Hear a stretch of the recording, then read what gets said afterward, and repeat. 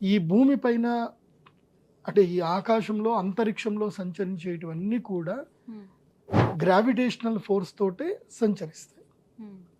ఇప్పుడు మనము ఈ ప్లానెటరీ పొజిషన్ చూద్దాం. మన భూమి నుంచి లెక్కేసుకుందాం. మొట్టమొదటిగా మన భూమి, తర్వాత మన భూమి తర్వాత ఉండేది చంద్రగ్రహం, ఆ తర్వాత ఉండేది బుధగ్రహము, ఆ తర్వాత ఉండేది శుక్రగ్రహము. ఈ 3 గ్రహం తర్వాత మనకి సూర్యగ్రహం వస్తాడు. సూర్యుడు దాటగానే ఉండేటువంటి గ్రహం ఏంటంటే కుజగ్రహము. కుజగ్రహం దాటిన తర్వాత ఉండే గ్రహము బృహస్పతి. బృహస్పతి తర్వాత ఉండే గ్రహము శనిగ్రహం. అంటే సూర్యుడికి అటువైపు 3 గ్రహాలు, ఇటువైపు 3 గ్రహాలు, తర్వాత మన భూమి. సో భూమి 3 గ్రహాలు, సూర్యుడు 3 గ్రహాలు.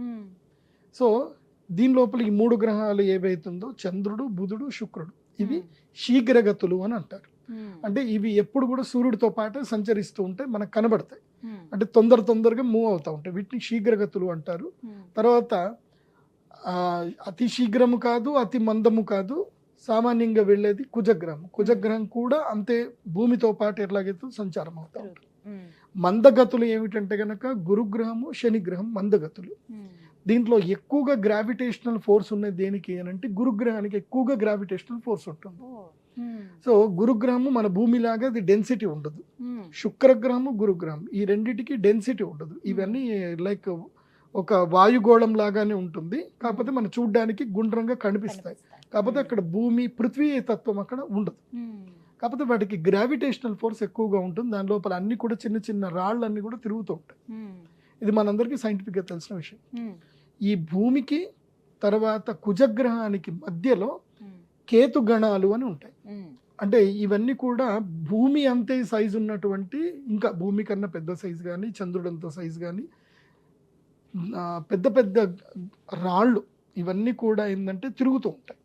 ఏవి కుజగ్రహానికి తర్వాత గురుగ్రహానికి మధ్యలో తిరుగుతూ ఉంటాయి. ఇది చాలా ఇంపార్టెంట్ విషయం, అర్థం చేసుకోండి. అవన్నీ కూడా గ్రావిటేషనల్ ఫోర్స్తోనే తిరుగుతాయి. ఎప్పుడైతే ఈ 6 గ్రహాలు ఒకే దగ్గరికి వచ్చేసాయో, ఇప్పుడు గురుగ్రహము తర్వాత ఇవన్నీ కూడా దీన్ని మాలాయోగము అంటారు.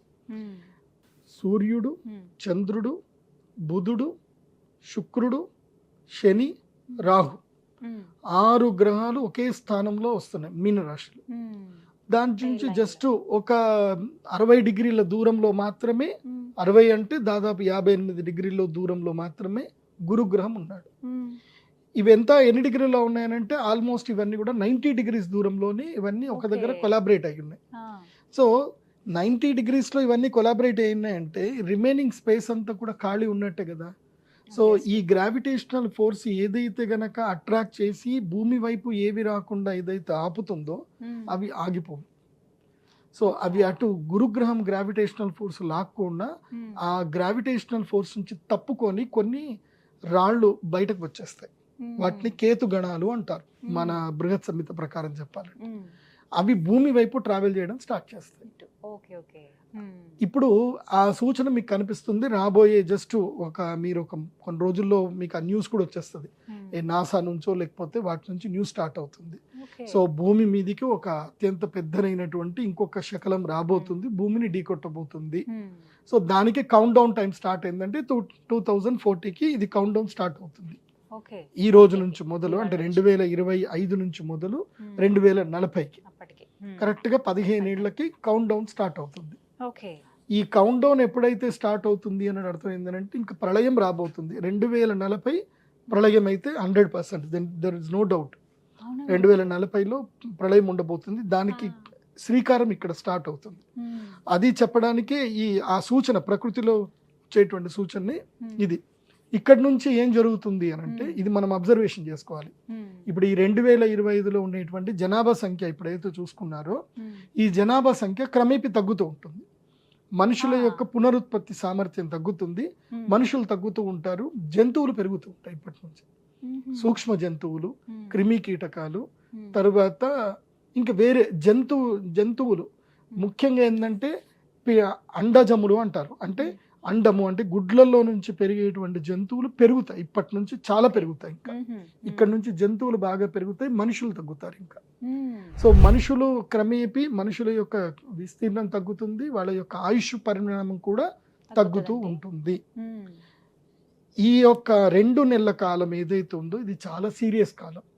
ఎప్పుడు మార్చి 29 నుంచి మొదలు మే 29 వరకు ఈ 60 రోజుల కాలము గడ్డు కాలము. ఇందులోపల జలప్రళయాలు రావచ్చు, వాల్కెనోస్ రావచ్చు, భూకంపం అయితే 100% వస్తుంది. ఎక్కడ అనేది తెలుసుకోవచ్చా గురు? భూకంపము మన భారతదేశంలో అయితే ఛాన్సెస్ తక్కువ, 40% మాత్రమే ఉంది. విదేశాలలో ఎక్కువగా ఛాన్సెస్ ఉన్నాయి. కానీ మన భారతదేశంలో కూడా రావచ్చు, డక్కన్ ప్రాంతంలోనే వస్తుంది.